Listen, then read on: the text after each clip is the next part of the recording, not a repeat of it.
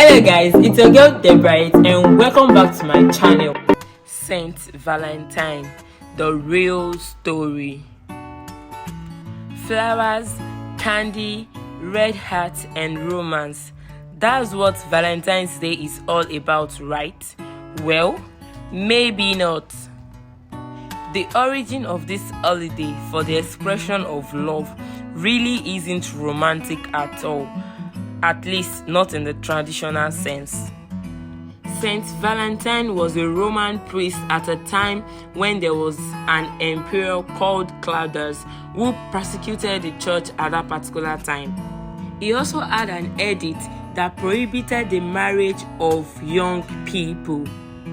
And this was actually based on the hypothesis that unmarried soldiers fought better than married soldiers because married soldiers might be afraid of what might happen to them or their wives or family if they died. Before I move further, it is crucial that we must bear in mind that it was a very permissive society in which Valentine lived.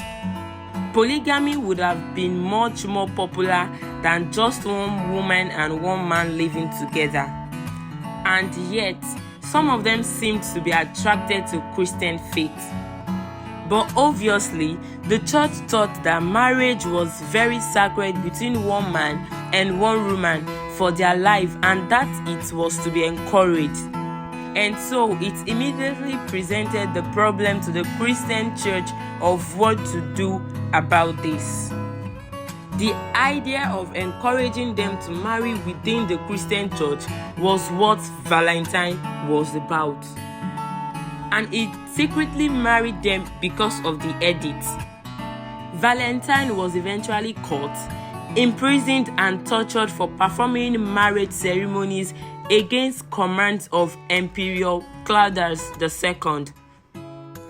One of the men who was to judge him in line with the Roman law at the time was a man called Asturius, whose daughter was blind.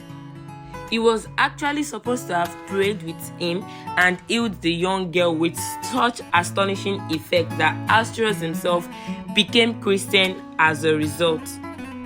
In the year 2069 AD, Valentine was sentenced to a 3-part execution of a beating, stoning, and finally decapitation, all because of his stand for Christian marriage. It was actually documented that the last words he wrote were in a note to Asturias' daughter, which actually inspired today's romantic practice by signing it from your Valentine. A priest named Father O'Gara once said what Valentine really means to him is that there comes a time where you have to lay your life upon the line for what you believe, and with the power of the Holy Spirit, we can do that even to the point of death.